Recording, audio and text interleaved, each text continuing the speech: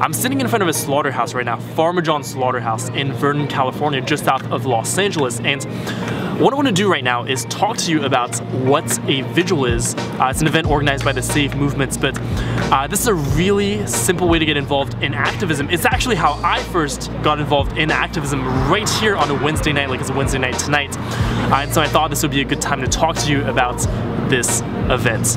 Now, before I got started in activism, before I came here, I knew very, very little about this event. I knew very little about how to get involved in activism in general, and to be honest with you, I was very, very scared to come here. In fact, I remember that I parked my car and I almost didn't come here. I literally almost just drove home after I got here because I was so scared to show up. So what I hope to do in this video is give you some insight. I'm basically going to tell you what I wish I knew before I started coming here. What I wish I knew before, I started going to vigils, and I'm going to talk to you about what a vigil is, why you might want to come, and how you can find a vigil. And I'm also going to do a little Q&A where I asked on my Instagram, what questions do you have about vigils? And I got a lot of really good questions, so I'm going to answer those, and let's go. Alright, so we're actually going to continue the video here because as I was shooting the video last night, the vigil ended, trucks came, got distracted, talked to people. So long story short, here we are. So, what is a vigil? A vigil is essentially an event where people assemble at a slaughterhouse to bear witness to animals who are being brought to slaughter. Now, every vigil around the world looks different. Like I said, there are over 400 or 500 chapters now of the Save movement. So they're all different. But the main idea is to really meet the animals who are being brought to slaughter. So typically this takes the form of meeting them as they come in slaughter trucks. That's what we do at our slaughterhouse here in Vernon. Here we're really well organized. So this vigil actually that we're at is a prime example of what a vigil can be, where we work in collaboration with the police. We have a good relationship with the slaughterhouse. So we're really able to stop the trucks and spend a couple minutes meeting the pigs, giving them some comfort, giving them water, because these animals have been in these trucks for days at a time, sometimes without any food or water. So we're able to give them some water, show them comfort, and document their stories. So these vigils are organized by an organization called the Save movement. This is an international organization. Like I said, there are hundreds of chapters around the world of people doing this, and their vision is to have a vigil like this at every single slaughterhouse. So after I've said this, you might be asking yourself, why might I want to go to a vigil? That's what I asked myself. I found out about this and I was like, okay, I don't really understand the point of this. And what I found after going to vigils is that there are many, many very powerful things about going to vigils. First and foremost, you get to be there for the animals. That's the point of the vigil in the first place, is to be there for the animals who are being brought to slaughter. When we learn about animal cruelty and all the things that happen to animals in the animal agriculture industry, it's very easy to kind of know but disassociate yourself from the reality. But when you go there, you're actually able to meet them in person and to be able to, for example, in our case, give them water or even give them a look, because these animals know they know what's happening. They're not stupid. They feel fear, they feel all these emotions. And imagine, if your whole life you suffered and then you were in this metal box and you're arriving to this place where the only thing that awaits you is literally a knife to slit your throat. You can imagine how you would be feeling, and these animals also feel that way. So by being there, you're able to give them some comfort, in some cases, like I said, water, and that can be very, very powerful. Now, the second reason it's very powerful to go to an event like this is because you get to document the stories of these individuals. You get to take pictures, videos of animals who are really being brought to slaughter locally, so that when you talk to people in your local community, when you talk to your friends and family, you can, on one hand, show them this footage and be like, hey, this was taken 2 miles from here, like 10 miles from here. This is where your bacon literally comes from. These are the animals. So you're able to show them that. And at the same time, you're able to tell them, hey, I go to a slaughterhouse. I actually met these animals. And when you have that experience, the quality of conversation becomes different because you have experienced it for yourself. You're sharing first-hand information instead of what I used to do for 2.5 years before I started going to vigils. Is I would tell people about articles that I read or films that I've seen or videos that I've seen, but it was never my own experience. But since I started showing up to slaughterhouses, I've been able to talk to people about my own first-hand experience, and that's very, very powerful.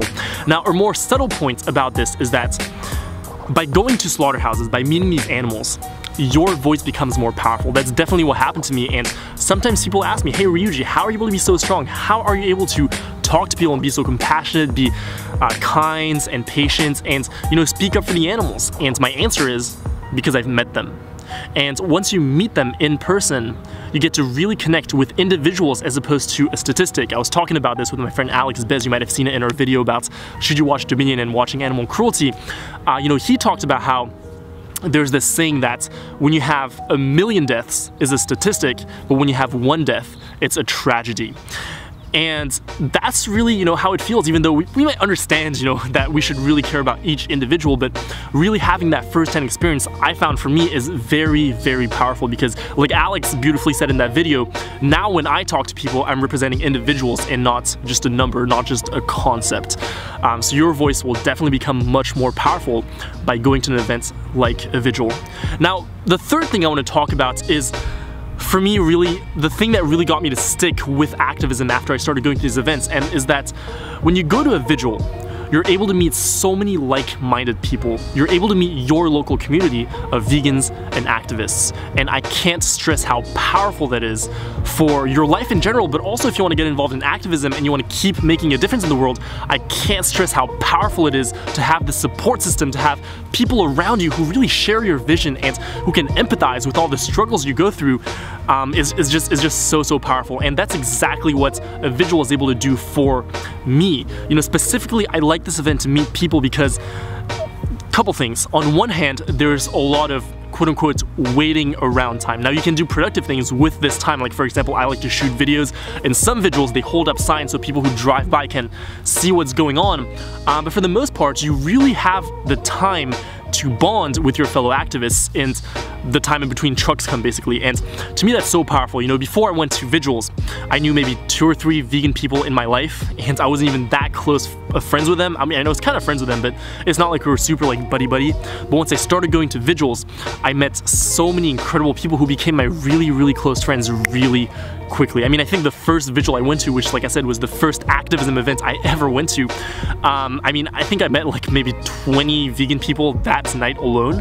And after that, because that's the last thing I want to talk about why you might want to come to a Vigil, is because by talking to everyone there, you'll really be able to be directed into different opportunities that you have around your area to really make a difference, because they might make announcements about different events that are going on. You can talk to people and be like, you know what, this is what I do. You can be like, wow, can I join that? Can I do that with you?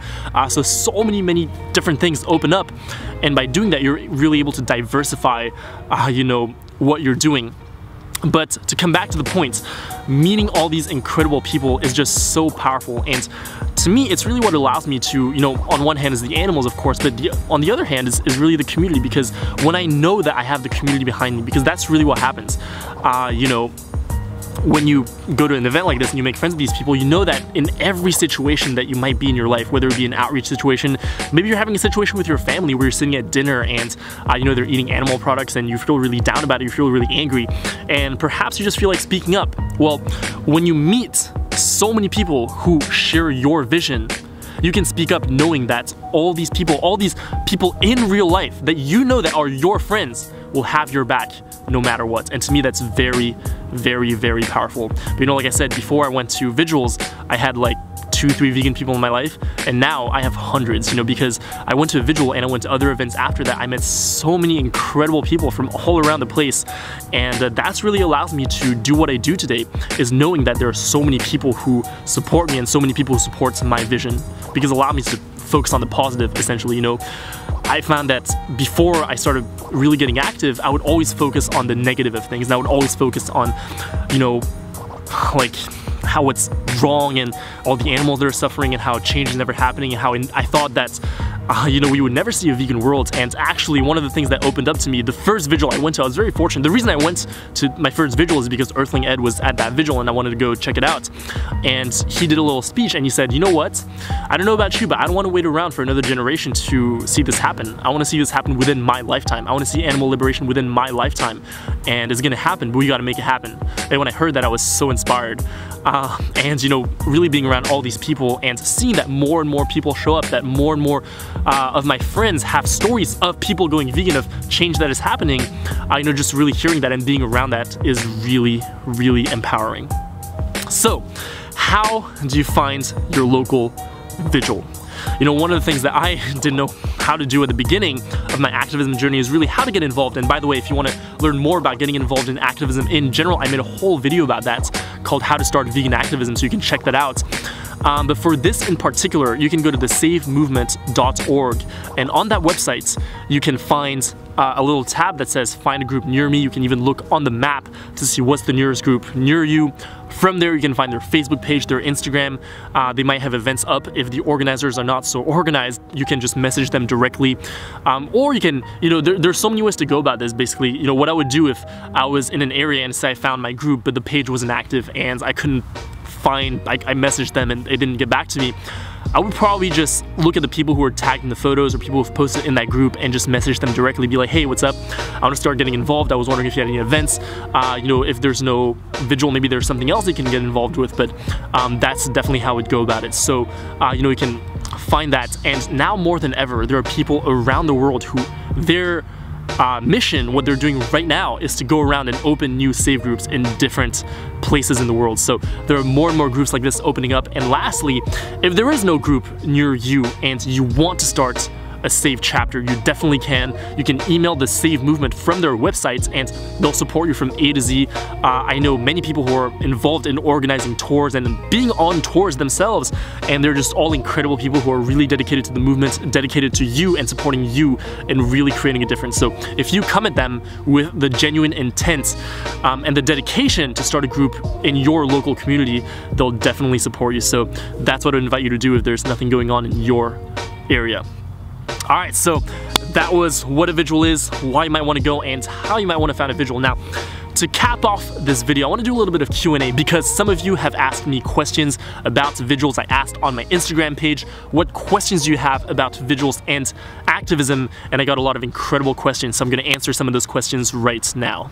Laura Prims asks, how do people who attend a vigil cope with everything they see? Alright, so the first question, the first concern that a lot of people have is about feeling really emotional when they go to vigils. You feel like, you're going to a slaughterhouse. It's a really intimidating place to be in the first place, and you feel like witnessing animals going to slaughter is just going to distress you more than anything, and you feel like you can't face that because already watching videos is so difficult. So how might you be able to, witness this in person? It seems insane.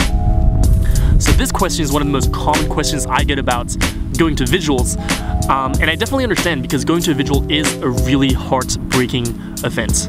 I think many people might see people like me going to vigils and bearing witness, and they think I'm very strong because I can be there and not break down and give water to the pigs and document everything without breaking down or just being strong in that moment. And I don't believe in that at all. I actually had some interesting insight about this yesterday, but there have been multiple times where I've broken down at vigils. When I first started going to the vigils, I remember I would sit in my car after the vigil and I would drive home and I would just cry on my way home because I was like, I can't believe what's happening. I met animals who are going to be killed in a few hours. They're going to have a knife go through their throats, and I'm going to see them packaged in my local grocery store. I would think about this.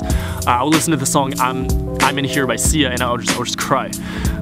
Just thinking about this. So, it's definitely not an easy experience, but one thing that I remember is I think about why I'm there. And when I think about why I'm there for the animals. I'm there for the animals who are there and for all the other animals in the world. And whether it be to document their stories to share with the world, whether it be for me to become a more powerful voice for them because I've had that experience, I know that I'm there for them. And so the question I ask myself personally is, well, am I going to value my own comforts over the lives of these animals? And for me, that's not something I want to do. And so, I remember that I'm really there for the animals, and I remember that basically, no matter how uncomfortable it may be for me to be there, it's nowhere near the level of pain and suffering that the animals endure.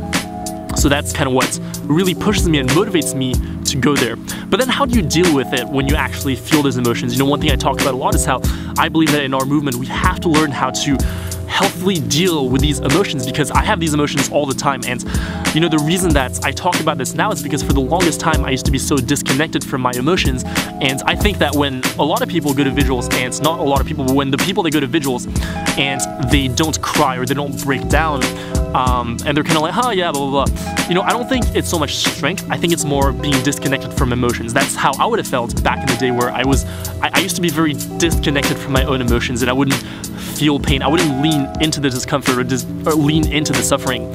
And that's something that I've learned to do personally. So since I've personally learned how to do this, now when I go there, you know, I mean, it depends what I do, but in general, when I really connect to the reality of what's going on, it will really, really break my heart. So definitely feel that. And so to me, the best thing we can do in those situations is, first of all, let ourselves feel those emotions. You know, if you read a book like Letting Go by David R. Hawkins, he talks about how in the majority of cases we learn how to suppress our emotions. We don't learn how to really healthily deal with our emotions. And you know, there's this saying that I like very much, which is the only way out is through. And so to me, I always allow myself to feel all my emotions, no matter how hard it may be and no matter how painful it might be. So that's the first step. But as Alex Bez pointed out in the video we did, again, the one that I referenced earlier, he talked about how, you know, for him, going to vigils or watching a film like Dominion or watching animal cruelty, he balances that out with doing other forms of activism where he can directly be confronted, directly face the change that's happening in the world. And that's definitely been very powerful for me, because the way that I think about it is, as I've exposed myself more and more to animal cruelty, because for the first 2.5 years that I was vegan, I didn't really watch a lot of animal cruelty. So when I first started going to these vigils, that's when I really started seeing the reality, meeting these individuals and being really, really heartbroken. As I started doing that more and more, at the same time, I also started surrounding myself with more and more vegan activists. And what that's done is that has put me in a position to witness the change that is happening, and that's put me around people who support me no matter what. If you go to a vigil and you break down, everyone around you is going to be nothing but supportive. No one's there to judge. No one's there to, you know, say that you're weak, or, you know, to be honest, I think it's completely normal to feel these emotions. And so I think it's a sign of strength if you really allow yourself to go there. But you know, you'll find that you'll find nothing but support in a vigil in this community. So that's, you know, definitely what I would say about this whole question is, first of all, it's normal to feel that. Everyone around you is going to support you, and if you let yourself feel these emotions, put yourself in that support group and really put yourself in a position to see the change, and on top of that, go create change yourself, it can definitely be very, very, very powerful. Beautifully Wild asks, can you get arrested? Well, one thing that I neglected to say, I think, in the video is that vigils organized by the Save Movement, the Save Movement is not in general, but is fully, what's the word I'm looking for? I don't know. The Save Movement is a love-based movement. It's a peaceful movement. It's a peaceful event. So vigils are peaceful, they're legal. We don't do anything that's illegal. That's not the intent of vigils. There are other types of actions that do seek to push the law and break the law and create conversations around that. That's not what a vigil is. A vigil is 100% peaceful, 100% legal, and if vigils are not doing that, then they're not following the original intent of the Save Movement. Nina Hori asks, do you think vigils are only effective as a form of activism for people with a big follower base on social media? This one I think is very, very interesting. The short answer is no.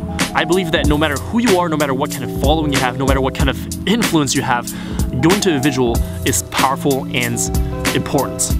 On one hand, you know, for me when I first started going to vigils, I definitely didn't have any sort of following, I didn't have any sort of influence. I was a nobody in the community, like literally no one knew me, hence, you know, like, so but I started going. But that being the case, it was still very, very powerful. For me personally, it was powerful because, you know, I had that experience, I was able to meet animals for the first time, and I became more of a powerful voice and became more dedicated. It lit this fire inside me.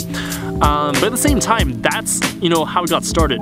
If you're a person right now who you really want to get into activism, you really want to share activism with the world, and perhaps you want to do that through social media, you want to build a following or a brand, or really build an influence so that you have a powerful voice online, then you got to start somewhere. So you got to start going to events, and you got to start networking, meeting with people, doing things, documenting things, storytelling around those things, etc., etc. So that's, you know, really, really how I started. But, you know, no, I don't think that you need a big following or anything to come to a vigil. I think everyone should go to a vigil. I think, like, and by the way, anyone is invited to vigils. You know, it's not just for vegans. Vegan people frequently bring their non-vegan friends to vigils so they can experience that, and everyone is there to be supportive, non-judgmental, and we're all there to have a common experience. So, you know, completely open to anyone. And on top of that too, you know, if you think about how we work as a collective, because activism is a team sport. I don't believe activism is for lone wolves. We do this as a team and we all work together. So, you know, for me, for example, when I go to a vigil and I'm able to share it with the however many people that watch what I do and follow me, you know, part of what makes that story powerful is that there's so many other people there too. And when other people share the story of the vigil, what makes it powerful is that there are a lot of other people too, and I'm a part of that group too. You know, I'm not trying to say this to say that, oh, you should come here for like me or like what. That's not what I mean. But you know, yeah, the fact that there are many people, that shows the world that a lot of people care, and so every single person that comes to a vigil really makes a difference. Not even to mention that, you know, you can make a difference in the life of an animal, and that is very powerful. Just that. Katrin Davis asks, do you think vigils ever create more stress for the animals despite best intentions? This is a very valid question. You know, because I think it's definitely a concern that many of us have, because many of us, you know, as we go to the vigils, our intention is obviously we want the best for the animals. So to answer this question, again, it depends, right? Because it depends how we go about it. There's definitely a scenario where we show up to a slaughterhouse and we stress out the animals more than we give them comforts. But that's why in many cases, you know, we have rules at these vigils of what to do, what not to do, how to approach the animals, how to give water to the animals, etc., etc. For example, if a truck is there and the animals are sleeping, then we're not gonna go disturb the animals because they're sleeping. We don't want to give them water or just like spray water at them if they're not receptive. We always, for example, in the case of pigs, we always look for snouts, and we give water when you know, a snout comes out and when the pig is actually receptive to water. We always want to have a calm energy there. We don't want to be frenetic and things like that. So if we start, like if someone starts freaking out or breaking down, which is by the way not a bad thing, like I said, that person can always just step back and kind of step away from the animal so that the animals don't have to feel that, because these animals are very intuitive, like they know what's up, you know. So the intent, like I said, is obviously like the intent of the whole thing, like I already said, is to be a peaceful protest, to be a peaceful event. I don't even know if it's not really a protest. It's a peaceful event, and that includes the animals as well. We want to bring them comfort. That's the intent. So vigils are set up in a way where there are rules, there are you know, protocols, so that that intent is actually carried out. Mrs. Slates asks, I can't believe the lorries actually stop for activists. How do you get them to do that? Alright, so we're gonna do this last question, and yeah, that's a good question. You know, that goes more into the mechanical aspects of the vigil, or the technical aspects. You know, and this question, again, for the third time and the fourth time, I don't even know now. The answer is, it depends. Every vigil is different. So for example, in the vigil in Vernon that I was at last night, we work in collaboration with the police. So that means that it's very well organized, the slaughterhouse knows what's up, everyone knows what's up, and what happens is that we have 2 or 3 activists stand in front of the gate holding up signs or holding up peace signs so that the gate remains shut. The trucks stop. As the trucks stop, the police officer goes talk to the truck driver and be like, hey, this is what's going on. I'm gonna have you be here for a couple minutes. The police officer even helps us direct traffic, which is really cool. And that's how we're able to stop trucks in our situation. Now, there are other vigils that work differently where, for example, activists do not have a relationship with the slaughterhouse. In that case, activists may try to stand in front of the gate or walk in front of the gates as the truck comes there. But it's always a peaceful approach to try to do this. And the protocol, or the ideal situation we're trying to create, is to build a relationship with the slaughterhouse, with those drivers, so that they are on board with what we're doing. We do not want to have a confrontive, competitive relationship with all these people. That's not at all the point. The point is not to be like, we're stopping your trucks. The point is to be like, hey, we're here to do this. We're here for the animals. We're not here to destroy your business. We might be long term, but we're not here to destroy your business. We're not here to destroy your property. We're just here for the animals. We would love to meet them, love to give them some compassion in their last moments. That's all we ask for. And you know, that is the route we go. So that is how people stop trucks all around the world. And here's the thing, it happens everywhere in the world where people are able to stop these trucks to bear witness. So yeah, that was about it. Thank you so much for watching this video. I really appreciate it. Hope all your questions are answered about what a vigil is. Hope it's clear in your mind now what this is. If it's not, let me know in the comments what more questions you have about that. and I'll make more videos about this. If you want to learn how to get involved in activism in general, I made an entire video about that called How to Start Vegan Activism, so definitely check that out. It goes not only in the step-by-step process that you can take to start getting involved in activism, it also goes into the mindset that allowed me to become the activist that I am today. You know, although I'm not the best activist in the entire world, I've grown a lot. So I go into all that in that video. In any case, let me know what you thought about this video. If there's anything else you want me to make a video about, drop it in the comments. Like this video if you like it. Subscribe to the channel if you like this content. I'll see you next time, and peace.